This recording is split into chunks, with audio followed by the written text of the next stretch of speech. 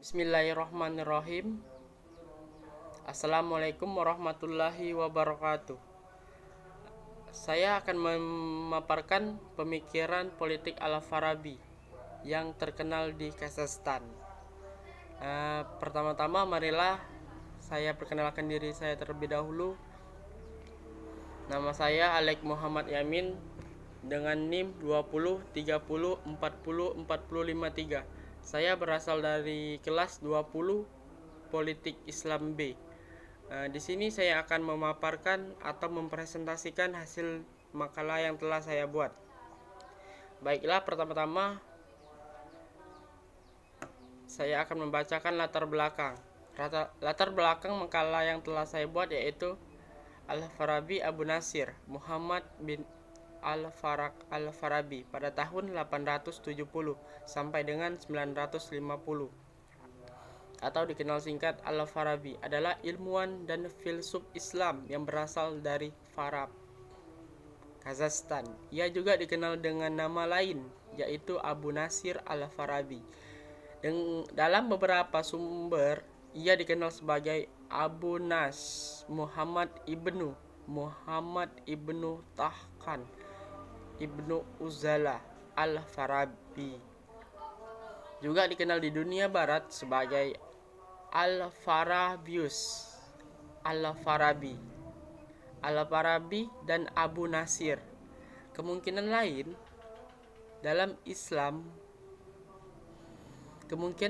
lain dia dikenal sebagai Al-Farabi adalah seorang Syiah Al-Imiyah atau Syiah Imamiyah, adalah salah satu aliran di dalam Islam di mana yang menjadi dasar akidah mereka adalah soal iman. Dia berasal dari negara Turki atau bisa dikenal dengan negara Islamia Al-Turki. Dia juga dikenal dengan nama Abu Nas Muhammad ibnu Muhammad Tahkam ibnu Uzala Al-Farabi. Dia dilahirkan di Wasiji, distrik Farab yang dikenal juga dengan nama Otarab di Transonia, sekarang menjadi negara Uzbekistan pada tahun 257 Hijriah atau bisa dikenal dengan 870 Masehi, dan dia wafat di Damaskus pada tahun 950 Masehi. Namun ada yang menyebutkan Al-Farabi wafat pada usia 80 tahun di Aleppo pada tahun 950.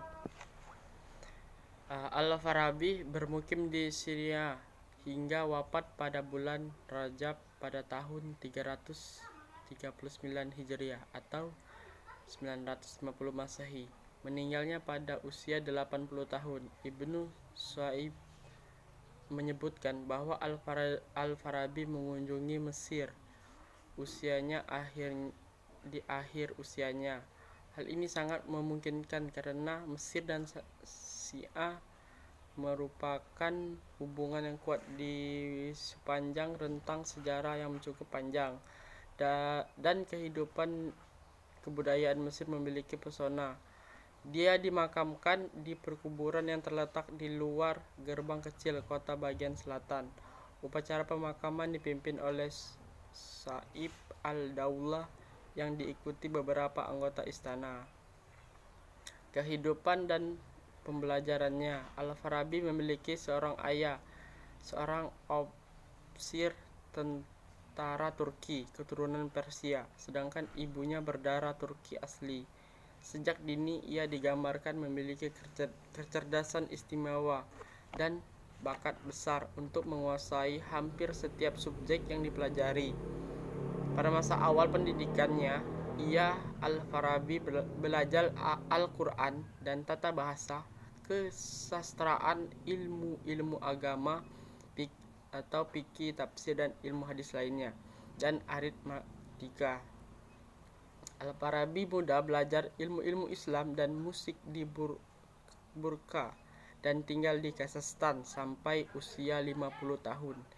Ia pergi ke Baghdad untuk menuntut ilmu di sana selama 20 tahun. Kehidupan Al-Farabi di Madinah.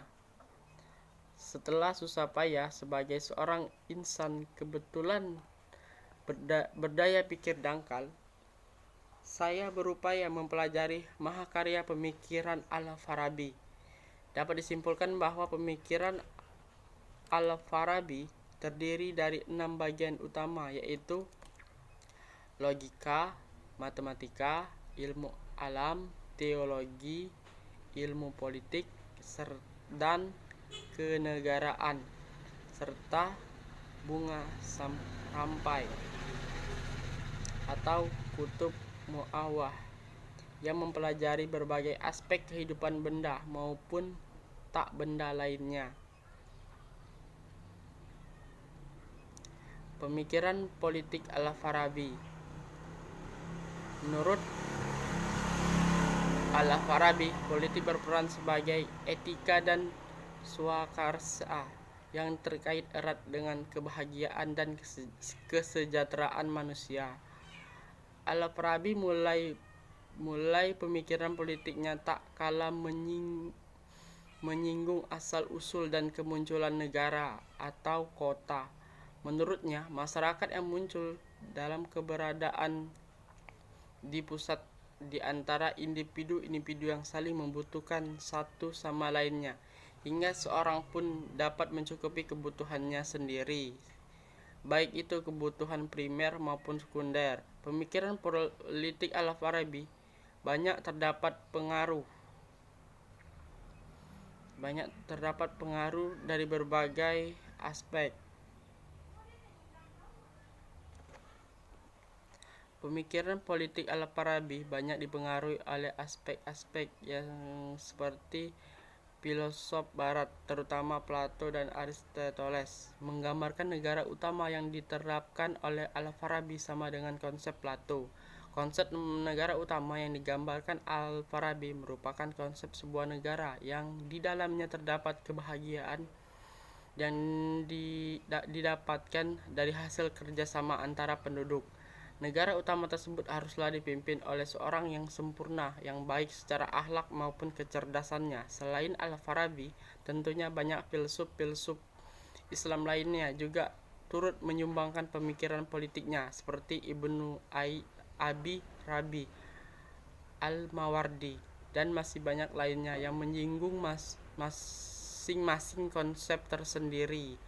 Al-Farabi adalah seorang komentator filsafat Yunani yang sangat ulung di dunia Islam. Ia mengenal sebagai filsuf di dalam dunia Islam ia dikenal sebagai filsuf Yunani, Plato, Aristoteles, dan Plotinus dengan baik. Sebagai para filsuf muslim lainnya, Al-Farabi tidak luput dari pengaruh pemikiran para filsuf Yunani seperti Plato dan Aristoteles.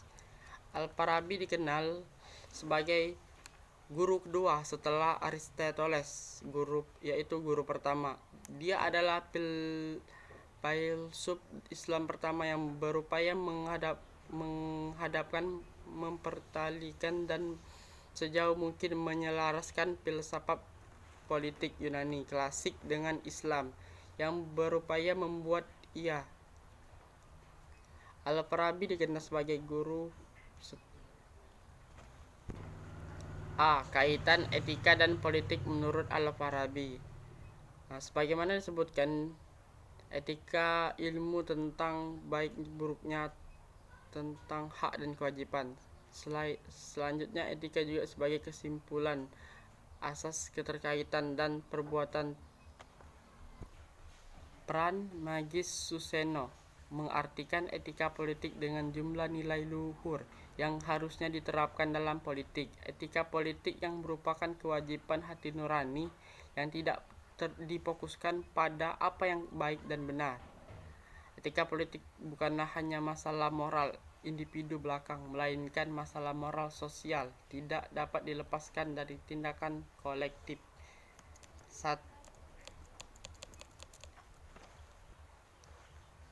1.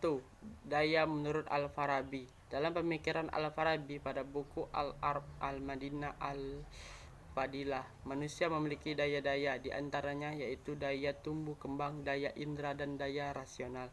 Berbicara tentang daya rasional, Al-Farabi membagi menjadi dua, yaitu rasional teoritis dan rasional praktis. Rasional praktis bekerja sebagai pelayan bagi rasional teoritis. Sementara itu, rasional teoritis tidak bekerja untuk hal-hal lain, untuk membawa manusia kepada kesempurnaan. Kesempurnaan apa yang dimaksud bagi manusia? Menurut Al-Farabi, kesempurnaan bagi manusia adalah ketika ia mencapai kebahagiaan. Kemudian, apakah kebahagiaan itu? Al-Farabi mengatakan bahwa kebahagiaan tertinggi bagi manusia sebagai makhluk berakal dan ketika ia mencapai suatu kondisi di mana jiwa manusia tidak lagi membutuhkan materi sebagai jiwa manusia lainnya menjadi bersifat rohani, menjadi substansi imateri. Definisi kebahagiaan menurut Al-Farabi untuk kemudian pada kebahagiaan manusia harus mengerti apakah yang disebut dengan kebahagiaan. Al-Farabi mengatakan bahwa kebahagiaan adalah kondisi di mana jiwa manusia tidak lagi membutuhkan dukungan materi. Kemudian setelah kebahagiaan diketahui oleh daya rasional manusia, kebahagiaan itu juga ditetapkan sebagai tujuan yang diinginkan oleh daya hasrat, serta itu daya pertimbangan yang ada dalam rasional teoritis membutuhkan tindakan apa yang harus dilakukan agar kebahagiaan tersebut tertuju. Namun demikian, kebahagiaan bisa saja berhasil diketahui oleh daya rasional, kemudian manusia tertentu akan berhasil diketahui, tetapi manusia tidak menginginkannya. Definisi negara menurut Al-Farabi. Al-Farabi memisahkan antara suatu negara dari negara lainnya berdasarkan ideologi yang dianut oleh negara tersebut. Ia tidak mengikuti cara-cara yang Yunani membagi negara menurut kepala negara seperti monarki, aristokrasi, dan demokrasi, dan tidak pula disepakati dengan pembagian negara secara modern yang berdasarkan kepala kedaulatan rakyat, kedaulatan kekuasaan, dan kedaulatan hukum. Al-Farabi menempuh jalannya sendiri, yaitu pembagian berdasarkan ideologi, di mana Al-Farabi menuliskan konsep negara ideal atau utama berserta negara-negara berlawanan terhadap konsep negara ideal utama. Baiklah, setelah saya membaca dan mempresentasikan, saya akan menyimpulkan makalah yang telah saya buat ini. Kesimpulan: dengan demikian, politik bukanlah bertujuan untuk kekuasaan belakang, melainkan juga untuk mewujudkan kesejahteraan secara umum. Bila diamati lebih lanjut, politik dan etika merupakan sebuah relasi yang tidak dapat dipisahkan. Keduanya diibaratkan dua sisi yang saling membutuhkan. Ketika suatu terapung, maka sisi lainnya akan tenggelam. Berdasarkan paparan tersebut, 1. Mengenai etika politik, Al-Farabi berpijak pada tujuan hidup manusia, yaitu kebahagiaan. Dalam hal ini, Al-Farabi menyebutkan bagaimana cara menunjukkan kebahagiaan itu. Salah satunya, manusia harus berada di tangan pemimpin yang ideal, yaitu pemimpin yang sesuai dengan konsep kepemimpinan Al-Farabi. 2. Mengenai kepemimpinan, Al-Farabi menekankan kriteria pemimpin yang memiliki sifat nabi sekaligus filsuf. Hal ini dikarenakan Al-Farabi, nabi merupakan sosok ideal yang dapat dijadikan pemimpin. 3. Tidak dapat dipungkiri bahwa pengaruh Plato dapat dilihat dari karangan Al-Farabi, di antaranya karangan Plato berupa Republik yang hampir mirip dengan karangan Al-Farabi, yaitu Ahad Madinah Al-Fadilah. Namun tidak serta-merta Al-Farabi menjiplak semua dan penggabungan filsafat atau agama menjadi produk orisinal dari karya Al-Farabi. Sekianlah hasil presentasi yang dapat saya paparkan dan dapat saya bacakan. Saya akhiri. Wallahu muwaffiq ila aqwamit thoriq. Wassalamualaikum warahmatullahi wabarakatuh. Saya ucapkan terima kasih.